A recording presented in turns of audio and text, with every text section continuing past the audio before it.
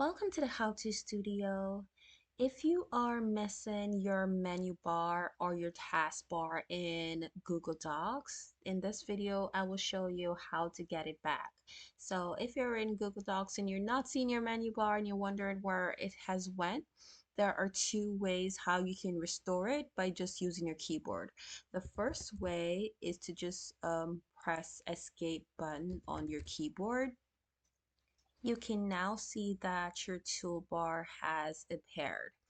And the second option that you can do if that doesn't work is on your keyboard, you're going to press Control plus Shift plus F. And if you press all of this at the same time, you should see your menu appearing. So let's try that. Okay, so now we have our toolbar missing.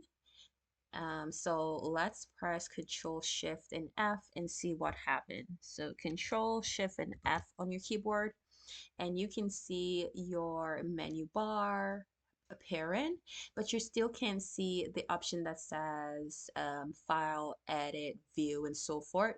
To see that, all you do is just click on the Show Menu option, and now you can see the entire taskbar or toolbar, and you can see the options on the side as well. So these are the two ways how you can restore your menu.